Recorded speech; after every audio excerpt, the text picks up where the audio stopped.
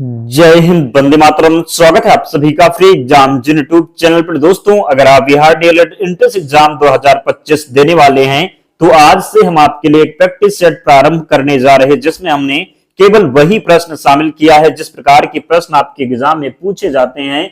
तो अगर आप डेली प्रैक्टिस सेशन में हमारे साथ जुड़ते हैं तो विश्वास रखिए एग्जाम में एक भी प्रश्न यहां से बाहर नहीं होगा। तो चलिए सेशन को प्रारंभ करते हैं और पहला शानदार प्रश्न देखते हैं। सही उत्तर आपको जरूर कमेंट करते रहना है। पहला प्रश्न पूछा गया है, टिहरी बांध किस नदी पर बना हुआ है? टिहरी बांध किस नदी पर बना हुआ है? अलकनंदा, भागीरथी, गंगा या फिर यमुना? तो सही उत्तर आपको जरूर कमेंट करते रहना है। टिहरी बांध किस नदी पर बना हुआ है? तो सही उत्तर हो जाएगा भागीरथी नदी पर बना हुआ है टिहरी बांध। पूछा जाए टिहरी बांध किस राज्य में है? तो उत्तराखंड में है टिहरी बांध। किस राज्य में है? तो उत्तराखंड में है टिहरी बांध। अगला प्रश्न है, भारत के सबसे बड़ा सौर शक्ति संयंत्र कहां स्थित है? पूछा गया है कि भारत का सबसे बड़ा सौर शक्ति संयंत्र कहां स्थित है? नागरकोइल, जैसलमेर, भादला या फिर इनमें से कोई नहीं? तो जिसने भी भादला थर्ड ऑप्शन का चयन किया है सही उत्तर हो जाएगा। भारत का सबसे बड़ा सौर शक्ति संयंत्र कहां स्थित है? तो भादला में स्थित है, ध्यान रखेंगे। अगला प्रश्न है, दादा भाई नौरोजी निम्न में से किस वर्ष कांग्रेस के अध्यक्ष बनाए गए? आसान प्रश्न है, सभी को पता होना चाहिए। दादा भाई नौरोजी निम्न में से किस वर्ष कांग्रेस के अध्यक्ष बनाए गए? 1886 में, 1893 में, 1906 में या फिर इनमें से अधिक? तो दादा भाई नौरोजी कांग्रेस के अध्यक्ष बने थे 1886 में भी, 1893 में भी और 1906 में भी। तो इसलिए इसका सही उत्तर हो जाएगा इनमें से एक से अधिक। क्या हो जाएगा? तीनों में बने थे, इसलिए सही उत्तर होगा इनमें से एक से अधिक। तो ध्यान रखना है, दादा भाई नौरोजी कांग्रेस के अध्यक्ष बने थे 1886 में भी, 1893 में भी और 1906 में भी। तो ध्यान रखेंगे, गलती नहीं करेंगे। अगला है, किस वर्ष सुभाष चंद्र बोस को 3 वर्ष के निर्वासन की सजा देकर वर्मा भेज दिया गया? 1920-21, 1924-25, 1938-39 या फिर 1940-41? तो सही उत्तर होगा 1924-25। कितना होगा? तो किस वर्ष सुभाष चंद्र बोस को 3 वर्ष के निर्वासन की सजा देकर बर्मा भेज दिया गया? तो सही उत्तर हो जाएगा 1924-25 में। कब? तो 1924-25 में। और एक बात, जिसने भी अब तक वीडियो को लाइक नहीं किया है, आप सभी से विनम्र निवेदन है, आप लोग वीडियो को जरूर लाइक कर दें, क्योंकि बहुत मेहनत लगती है। वही प्रश्न हम लेकर के आते हैं जो प्रश्न प्रीवियस ईयर में पूछे गए हैं और आने की प्रबल संभावना है। तो आप लोग भी सपोर्ट करें ताकि हमारा भी मोटिवेशन बना रहे, हम आगे काम कर सकें। तो प्लीज आप लोग वीडियो को जरूर लाइक कीजिए और चैनल को सब्सक्राइब कर लें। और इसकी पीडीएफ के लिए आपको टेलीग्राम चैनल से जुड़ना होगा, लिंक डिस्क्रिप्शन बॉक्स में है, या फिर आप टेलीग्राम पर जाएंगे और सर्च करेंगे फ्री एग्जाम जोन, आपको चैनल मिल जाएगा, ज्वाइन हो जाना। वहां पर आपको पीडीएफ मिल जाएगी, पीडीएफ से एक बार रिवीजन कर लेंगे तो सभी प्रश्न आपको याद हो जाएंगे। टेलीग्राम पर सर्च करना है फ्री एग्जाम जोन, चैनल मिल जाएगा। माउंट आबू जो एक पर्वतीय स्थल है कौन सी पर्वत श्रृंखला पर स्थित है? विंध्य, सतपुड़ा, अरावली या फिर हिमालय? बताना है कि माउंट आबू जो एक पर्वतीय स्थल है कौन सी पर्वत श्रृंखला पर स्थित है? तो माउंट आबू जो स्थित है ये अरावली पर्वत श्रृंखला पर स्थित है। कहां पर? तो माउंट आबू जो एक पर्वतीय स्थल है कौन सी पर्वत श्रृंखला पर स्थित है? तो अरावली में। कहां पर? तो अरावली में स्थित है। अगला प्रश्न है, महात्मा गांधी ने निम्न में से किसे अपना राजनीतिक गुरु कहा है? महादेव, गोविंद रानाडे, गोपाल कृष्ण गोखले, रविंद्रनाथ टैगोर या फिर इनमें से कोई नहीं? तो महात्मा गांधी ने निम्न में से किसे अपना राजनीतिक गुरु कहा है? तो सही उत्तर क्या हो जाएगा? गोपाल कृष्ण गोखले को। किसे? तो महात्मा गांधी ने निम्न में से किससे अपना गुरु कहा है? तो गोपाल कृष्ण गोखले को अपना गुरु कहा है महात्मा गांधी ने। ध्यान रखेंगे, गलती नहीं करेंगे। अगला प्रश्न है, निम्नलिखित में से भारत का कौन सा क्षेत्र उष्ण कटिबंधीय सदाबहार वन से ढका हुआ है? पूछा गया है कि निम्नलिखित में से भारत का कौन सा क्षेत्र उष्ण कटिबंधीय सदाबहार वन से ढका हुआ है? गुजरात का अर्ध शुष्क क्षेत्र, पूर्वी घाट, पश्चिमी घाट, इनमें से कोई नहीं। तो निम्नलिखित में से भारत का कौन सा क्षेत्र उष्ण कटिबंधीय सदाबहार वन से ढका हुआ है? तो सही उत्तर हो जाएगा क्या? तो पश्चिमी घाट इसका राइट आंसर हो जाएगा। क्या होगा? तो निम्नलिखित में से भारत का कौन सा क्षेत्र उष्ण कटिबंधीय सदाबहार वन से ढका हुआ है, तो पश्चिमी घाट इसका राइट आंसर होगा। अगला प्रश्न है, प्रथम अफीम युद्ध कब हुआ था? पूछा गया है कि प्रथम अफीम युद्ध कब हुआ था? 1829 से 32, 1839 से 42, 1849 से 52 या फिर 1856 से 60। तो बताना है आपको कि प्रथम अफीम युद्ध कब हुआ था। तो सही उत्तर हो जाएगा क्या? तो 1839 से 42 राइट आंसर होगा। प्रथम अफीम युद्ध कब हुआ था? तो 1839 से 42 इसका सही उत्तर हो जाएगा। नेक्स्ट प्रश्न है, गोदावरी डेल्टा किस राज्य में पड़ता है? उड़ीसा, आंध्र प्रदेश, तमिलनाडु या फिर कर्नाटक। तो गोदावरी डेल्टा किस राज्य में पड़ता है? आंध्र प्रदेश में पड़ता है गोदावरी डेल्टा। किसमें? तो आंध्र प्रदेश में पड़ता है गोदावरी डेल्टा। किस राज्य में पड़ता है? तो आंध्र प्रदेश में पड़ता है गोदावरी डेल्टा। नेक्स्ट प्रश्न है, निम्नलिखित में से किस बहुउद्देशीय परियोजना का निर्माण नर्मदा नदी पर किया गया है? सरदार सरोवर परियोजना, मैटूर परियोजना, फरक्का परियोजना या फिर इनमें से कोई नहीं। तो बताना है आपको कि निम्नलिखित में से किस बहुउद्देशीय परियोजना का निर्माण नर्मदा नदी पर किया गया है। तो सही उत्तर जरूर कमेंट करते रहना। आप में से अभी भी बहुत से ऐसे मित्र हैं जिन्होंने लाइक नहीं किया है, तो जल्दी से लाइक करके ही आगे बढ़ें। निम्नलिखित में से किस बहुउद्देशीय परियोजना का निर्माण नर्मदा नदी पर किया गया है? तो राइट आंसर हो जाएगा सरदार सरोवर परियोजना। क्या होगा? तो निम्नलिखित में से किस बहुउद्देशीय परियोजना का निर्माण नर्मदा नदी पर किया गया है? तो सरदार सरोवर परियोजना का जो निर्माण है ये नर्मदा नदी पर किया गया है। कहां पर? तो सरदार सरोवर परियोजना का जो निर्माण है ये नर्मदा नदी पर किया गया है। अगला प्रश्न है, प्रार्थना समाज की स्थापना किसने की थी? स्वामी दयानंद सरस्वती, आत्माराम पांडुरंग, स्वामी विवेकानंद या फिर वी.आर. अम्बेडकर। तो प्रार्थना समाज की स्थापना की थी किसने? तो प्रार्थना समाज की स्थापना की गई थी आत्माराम पांडुरंग के द्वारा। किसके द्वारा? तो प्रार्थना समाज की स्थापना की गई थी आत्माराम पांडुरंग के द्वारा। अगला प्रश्न है, मराठा साम्राज्य के संस्थापक शिवाजी की मृत्यु किस वर्ष हुई? मराठा साम्राज्य के संस्थापक शिवाजी की मृत्यु किस वर्ष हुई? 1977 में, 1888, 1680 या फिर 1944। तो शिवाजी की मृत्यु हुई थी 1680 में। कब? तो मराठा साम्राज्य के संस्थापक शिवाजी की मृत्यु हुई थी 1680 में। कब? तो मराठा साम्राज्य के संस्थापक शिवाजी की मृत्यु हुई थी 1680 में। ध्यान रखेंगे, गलती नहीं करेंगे। अगला प्रश्न है, भारतीय इतिहास किस काल को चित्रित धूसर मृदभांड काल के रूप में जाना जाता है? हड़प्पा सभ्यता के काल को, पूर्व वैदिक काल को, उत्तर वैदिक काल को या फिर इनमें से कोई नहीं। तो बताना है कि भारतीय इतिहास किस काल को चित्रित धूसर मृदभांड काल के रूप में जाना जाता है। तो सही उत्तर हो जाएगा उत्तर वैदिक काल। क्या होगा? तो भारतीय इतिहास किस काल को चित्रित धूसर मृदभांड काल के रूप में जाना जाता है? तो उत्तर वैदिक काल को। अगला प्रश्न है, शिवाजी के मंत्री परिषद में विदेश मंत्री को क्या कहा जाता था? शिवाजी के मंत्री परिषद में विदेश मंत्री को क्या कहा जाता था? पंडित राव, सुमंत, अमात्य या फिर इनमें से कोई नहीं। तो राइट आंसर हो जाएगा सुमंत। क्या कहा जाता था? तो शिवाजी के मंत्री परिषद में विदेश मंत्री को सुमंत कहा जाता था। शिवाजी के मंत्री परिषद में विदेश मंत्री को सुमंत कहा जाता था। अगला प्रश्न है, वारी दोआब किसके बीच का क्षेत्र है? रावी और गंगा, व्यास और रावी, सतलज और रावी या फिर गंगा और सतलज। तो वारी दोआब किसके बीच का क्षेत्र है? बताना है आपको, वारी दोआब किसके बीच का क्षेत्र है? तो व्यास और रावी के बीच का है। किसका है? तो वारी दोआब जो है ये व्यास और रावी के बीच का क्षेत्र किसका हो जाएगा? तो वारी दोआब किसके बीच का क्षेत्र है? तो व्यास और रावी के बीच का क्षेत्र है वारी दोआब। अगला प्रश्न है, निम्नलिखित में से किस प्रकार का बाजार कीमतों को नियंत्रित करने में असमर्थ रहता है? एकाधिपत्य, पूर्ण स्पर्धा, अल्पाधिकार या फिर इनमें से कोई नहीं। तो राइट आंसर होगा पूर्ण स्पर्धा। निम्नलिखित में से किस प्रकार का बाजार कीमतों को नियंत्रित करने में असमर्थ रहता है? तो पूर्ण स्पर्धा इसका सही उत्तर होगा। ध्यान रखेंगे, गलती नहीं करेंगे। अगला है, भारतीय संविधान के किन अनुच्छेद के अंतर्गत समानता के अधिकार का उल्लेख किया गया है? अनुच्छेद 23-24, अनुच्छेद 14-18, अनुच्छेद 25 से 28, अनुच्छेद 32। तो भारतीय संविधान के किन अनुच्छेद के अंतर्गत समानता के अधिकार का उल्लेख किया गया है?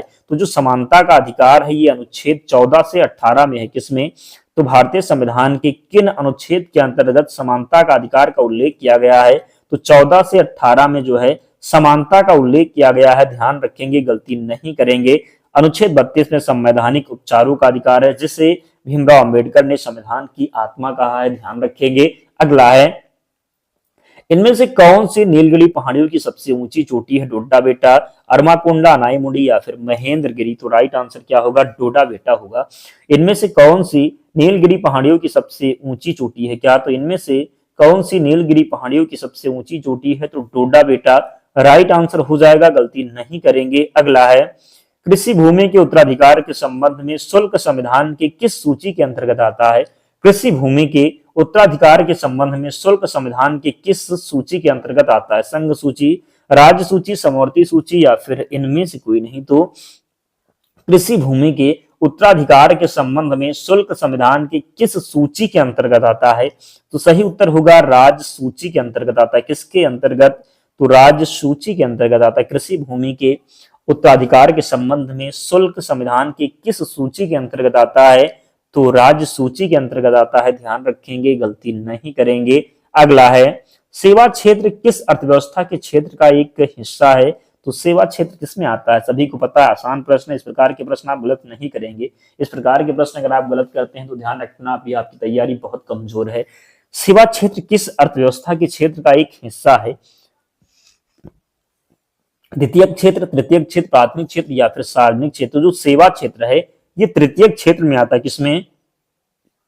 तो सेवा क्षेत्र जो है ये तृतीय क्षेत्र में आता है। किसमें? तो सेवा क्षेत्र तृतीय क्षेत्र में आता। प्राथमिक क्षेत्र में कृषि, क्या?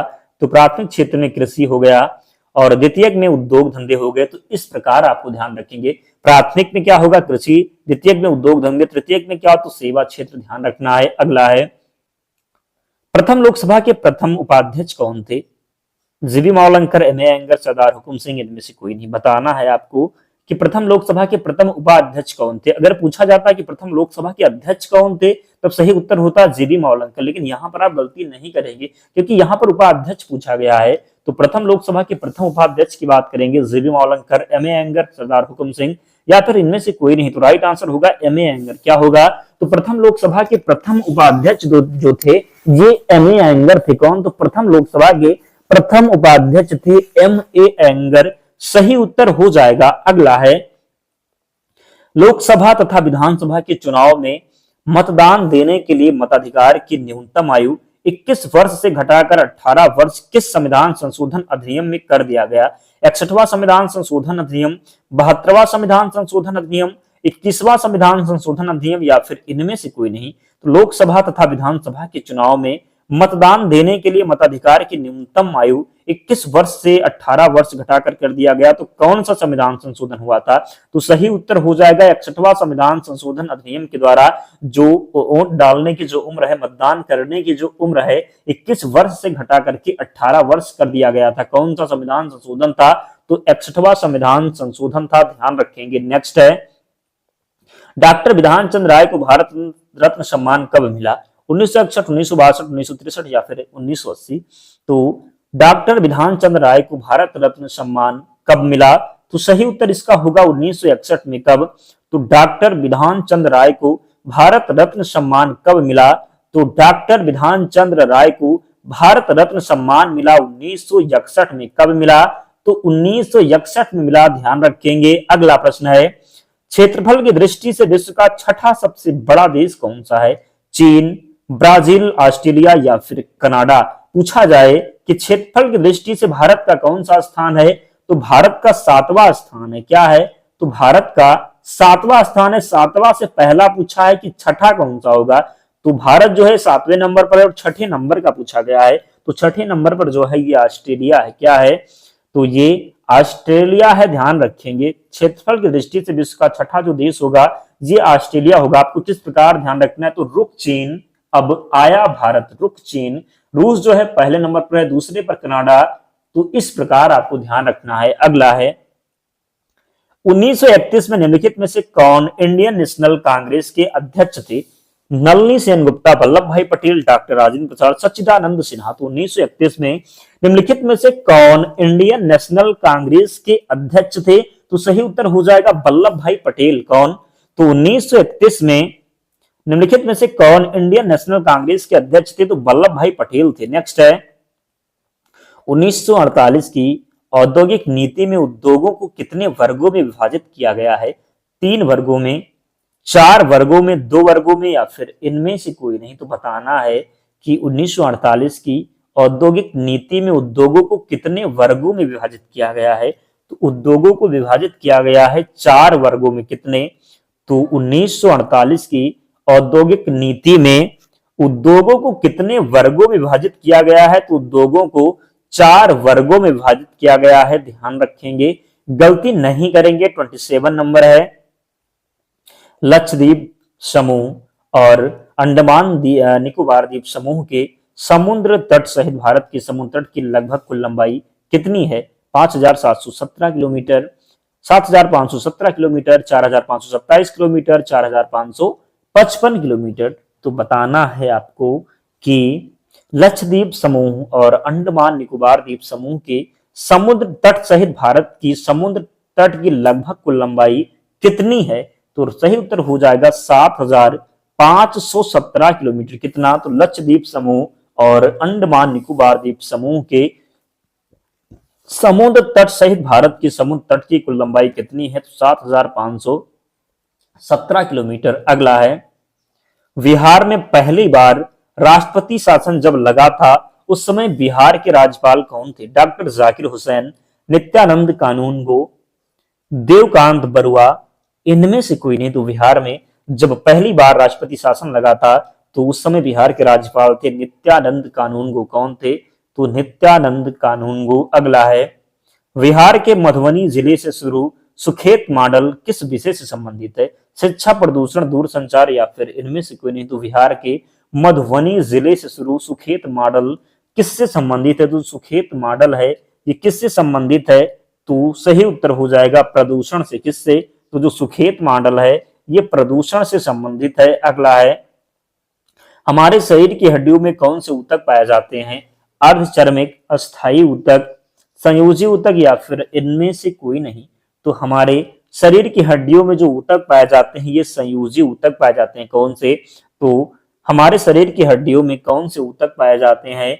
तो संयोजी ऊतक पाए जाते हैं हमारे शरीर की हड्डियों में। अब तक जिन्होंने भी वीडियो को लाइक नहीं किया आप लोग जरूर लाइक कर दें। ऑक्जेलिक एसिड का एक प्राकृतिक स्रोत क्या है? खट्टा दूध, टमाटर, चींटी, ढंग, इनमें से कोई नहीं? तो ऑक्जेलिक एसिड का एक प्राकृतिक स्रोत क्या है? खट्टा दूध, टमाटर, चींटी, डंक या फिर इनमें से कोई नहीं? तो ऑक्जेलिक एसिड जो पाया जाता है किसमें पाया जाता है? तो टमाटर। सही उत्तर हो जाएगा क्या? तो टमाटर सही होगा। चींटी में पूछा जाए तो फार्मिक एसिड होता है। अगला है, निम्नलिखित में से कौन सा ऊतक मुख्य रूप से मृत कोशिकाओं से बना है? कोलन काइमा, जाइलम, एरेनकाइमा या फिर इनमें से कोई नहीं? तो जो बात करेंगे किससे? तो मृत कोशिकाओं से। कौन सा ऊतक है जो मृत कोशिकाओं से बना है? तो जाइलम सही उत्तर हो जाएगा क्या? तो निम्नलिखित में से कौन सा ऊतक है जो मुख्य रूप से मृत कोशिकाओं से बना है? तो जाइलम की बात करेंगे तो यह मृत कोशिकाओं से बना है। अगला है, बात करेंगे उस्ताद बिस्मिल्लाह खान को 2001 में निम्नलिखित में से कौन सा नागरिक पुरस्कार प्रदान किया गया था? भारत रत्न, पद्म विभूषण, पद्म भूषण, पद्म विभूषण या फिर पद्म श्री? बताना है कि उस्ताद बिस्मिल्लाह खान को 2001 में निम्नलिखित में से कौन सा नागरिक पुरस्कार जो है ये प्रदान किया गया था? तो राइट आंसर हो जाएगा भारत रत्न मिला था। क्या? तो भारत रत्न इसका सही उत्तर हो जाएगा। उस्ताद बिस्मिल्लाह खान को 2001 में निम्नलिखित में से कौन सा नागरिक पुरस्कार प्रदान किया गया? तो भारत रत्न मिला था। नेक्स्ट है, परमाणु से प्राप्त ऊर्जा को क्या कहते हैं? रासायनिक ऊर्जा, सौर ऊर्जा, नाभिकीय ऊर्जा या फिर परमाणु ऊर्जा? तो परमाणु से प्राप्त ऊर्जा को क्या कहते हैं? नाभिकीय ऊर्जा कहते हैं। क्या?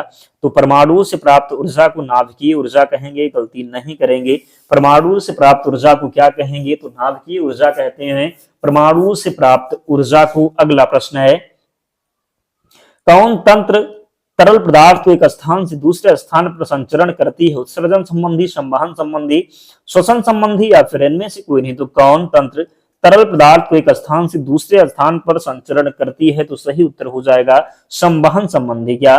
तो संवहन संबंधी इसका राइट आंसर हो जाएगा। अगला प्रश्न है, किस प्रकार की कोशिका से त्वचा बनी है? स्थायी ऊतक, संयोजी ऊतक, अधिचर्म कोशिका या फिर इनमें से कोई नहीं? तो बताना है कि किस प्रकार की कोशिका से त्वचा बनी है? तो जो त्वचा बनी है ये अधिचर्म कोशिका से। किससे? तो किस प्रकार की कोशिका से त्वचा बनी है? तो अधिचर्म कोशिका इसका राइट आंसर होगा। 37 है, निम्नलिखित में से कौन सा कार्बोहाइड्रेट की पाचन का प्रमुख अंत उत्पाद होता है? वसा, लिपिड, ग्लूकोज या फिर इनमें से कोई नहीं। बताना है कि निम्नलिखित में से कौन सा कार्बोहाइड्रेट के पाचन का प्रमुख अंत उत्पाद होता है। तो 37 का सही उत्तर हो जाएगा ग्लूकोज। क्या होगा? तो ग्लूकोज राइट आंसर हो जाएगा। निम्नलिखित में से कौन सा कार्बोहाइड्रेट की पाचन का प्रमुख अंत उत्पाद होता है? तो निम्नलिखित में से कौन सा कार्बोहाइड्रेट के पाचन का प्रमुख अंत उत्पाद होता है? ग्लूकोज राइट आंसर होगा, गलती नहीं करेंगे। अगला है, निम्नलिखित में से कौन द्विबीजपत्री पौधा है? शकरकंद का बेल, देवदार, उपयुक्त दोनों या फिर उपयुक्त में से कोई नहीं। तो निम्न में से कौन द्विबीजपत्री पौधा है? तो द्विबीजपत्री पौधा जो हो जाएगा ये शकरकंद का बेल होगा। क्या? तो निम्न में से कौन द्विबीजपत्री पौधा है? तो शकरकंद का बेल राइट आंसर हो जाएगा। मुंह का पीएच मान कितना होता है जिसे दांतों का टूटना शुरू हो जाता है? 5.5 से अधिक, 5.5 से कम, 4.5 से अधिक या फिर 4.5 से कम। तो सही उत्तर होगा 5.5 से कम। जब भी मुंह का जो पीएच मान होगा वो 5.5 से कम हो जाएगा तो दांत का जो टूटना है ये प्रारंभ हो जाएगा। सेकंड लास्ट प्रश्न है, तो जिसने भी अब तक लाइक नहीं किया है वीडियो को, तो आप लोग लाइक कर दें, चैनल को जरूर सब्सक्राइब कर लें। अंतिम प्रश्न है, हैजा रोग किसके द्वारा होता है? बैक्टीरिया के द्वारा, वायरस द्वारा, कीटों द्वारा या फिर इनमें से कोई नहीं। तो जो हैजा होता है ये बैक्टीरिया के द्वारा होगा। किसके द्वारा? तो जीवाणुओं के द्वारा। तो ध्यान रखेंगे 40 प्रश्न का डेली प्रैक्टिस सेशन आपके साथ होने वाला है। तो बताइए कि 40 में आपका स्कोर क्या रहा, कितने प्रश्न आप सही कर पाए, जरूर कमेंट करके बताएं। और पीडीएफ के लिए टेलीग्राम चैनल से जुड़ जाना, लिंक डिस्क्रिप्शन बॉक्स में है, या फिर आप टेलीग्राम पर जाएंगे और सर्च करेंगे फ्री एग्जाम जोन, आपको चैनल मिल जाएगा, ज्वाइन हो जाना, वहां पर आपको सारी पीडीएफ मिल जाएगी। तो मिलते हैं नेक्स्ट वीडियो में, तब तक पढ़ते रहिए, ध्यान रखिए अपना, स्वस्थ और सुरक्षित रहिए। जय हिंद।